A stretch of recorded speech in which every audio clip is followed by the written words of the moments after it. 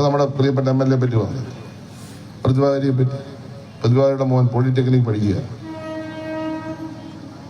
കുട്ടികൾ കൂട്ടുകൂടത്തില്ല. ഒരു വർത്തമാനം പറഞ്ഞു, ആരാണ്ട് വന്ന് പിടിച്ചു. ആ കുട്ടി എന്തെങ്കിലും മോശപ്പെട്ട കാര്യം ചെയ്തെന്നൊന്നും ഒരു കേസിലുമില്ല. ആ FIR ഒക്കെ ഞാൻ വായിച്ചു. അതില് പുക വലിച്ചു. ഞാനും പുക വലിക്കുന്നതാണ്, വല്ലപ്പോഴും റിസൾട്ട് പേടിയെന്ന് പറയുന്നു. പണ്ട് ജയിലിൽ കിടന്ന് പഠിച്ചതാണ്. MT വാസു എന്നാലും വീഡിയോ വലിക്കുമായിരുന്നു, കെട്ടുകിടക്കുന്ന വീടി വലിക്കുന്ന സമയം അടുത്ത സമയം വലിക്കും. നമുക്ക് അങ്ങനെ ചെറുക്കാശീലമാണ്.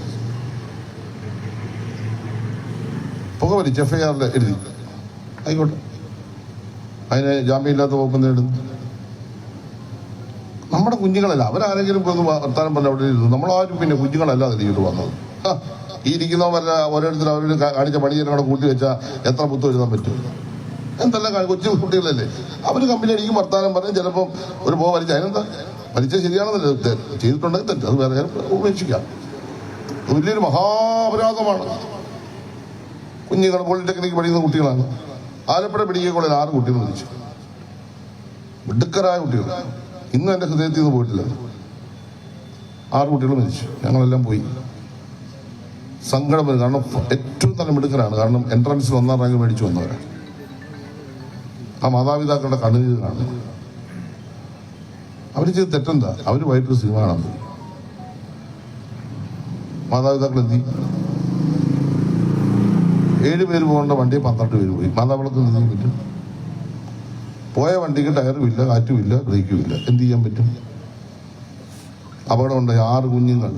ഈ ഇന്ത്യയുടെ കേരളത്തിന്റെ ഏറ്റവും ഭാവിയുള്ള 6 കുഞ്ഞുങ്ങളാണ് മരിച്ചത്. അത് ആലോചിക്കൂ. ആ മാതാപിതാക്കളെ വേട്ടയാണെങ്കിൽ എന്തായിരിക്കും?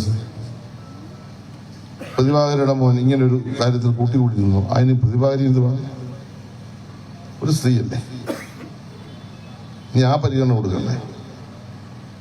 എത്ര ദിവസമായിട്ട് അവരുടെ കുട്ടിയെ പറ്റി അനാവശ്യം പറയുകയാണ്. ഒരു പ്രതികരണം നടത്തിയിട്ടുണ്ടായിരുന്ന അമ്മയല്ലേ, പാർട്ടി നേതാവല്ലേ, MLA അല്ലേ, പറയുമല്ലോ, സ്വാഭാവികമായിട്ടും പറയുമല്ലോ. നമുക്കൊക്കെ ഒരുപാട് പറയുമല്ലോ. ഉടനെ അവരെ അങ്ങ് വർഗീയ, അപ്പോൾ അവർ വർഗീയ. പിന്നെ ഒരു മഹാൻ പിറ്റേ ദിവസം ക്ഷണിക്കുകയാണ്, ഇനിയിപ്പോൾ ഒരു ചട്ടത്തി ഞാനിങ്ങനെ കപ്പ പിന്നെ കടനെ വെച്ചോണ്ട് ഇങ്ങോട്ട് പോകാം. എല്ലാവരെയും കൊടുത്തങ്ങനെ കണ്ടു. ആ പ്രതിഭാകാരി MLA ആയതിനു ശേഷം അവരെ മനസമാനത്തിൽ ഒറ്റ രാത്രി കിടത്തി ഉറങ്ങിയിട്ടില്ല ഈ മറ്റേ പുള്ളി. അയാളാ വിളിച്ചേക്കുന്നത്, ക്ഷണിച്ചേക്കുന്നത്. ഇതൊരു സ്നേഹമാത്രയാണ്. അവര് കായംകുളത്തെ MLA എന്ന് ഞാൻ അഭിമാനത്തോടെ പറയുന്നു. കേരളത്തിലെ 140 MLA-മാരിൽ സ്ത്രീ എന്ന നിലയിൽ ഏറ്റവും സാമർഥ്യത്തോടെ നിയമസഭയിൽ കാര്യങ്ങൾ ഉന്നയിക്കുകയും കായംകുളത്തിന്റെ വികസനത്തിന് പോത്തിരുന്ന MLA ആണ്. അതാണ് പാർട്ടി വീണ്ടും മത്സരിപ്പിച്ചത്. മത്സരിപ്പിക്കാൻ പറ്റും. ഞാൻ ജില്ലാ സെക്രട്ടറി ആയിരിക്കും അവർ MLA-യോട് കൊണ്ടിരുന്നത്. അതിനെ വീണ്ടും മത്സരിപ്പിച്ചില്ലേ നമ്മുടെ പാർട്ടി? ഒരു കുട്ടിയുമായി ബന്ധപ്പെട്ട പ്രശ്നത്തിന് ഒരു സ്ത്രീയെ, ഇതാണ് കോടിയേരി ബാലകൃഷ്ണൻ അനുഭവിച്ച് ഞാൻ പറഞ്ഞു. പിണറായി വിജയൻ എന്താ അനുഭവിക്കുന്നു?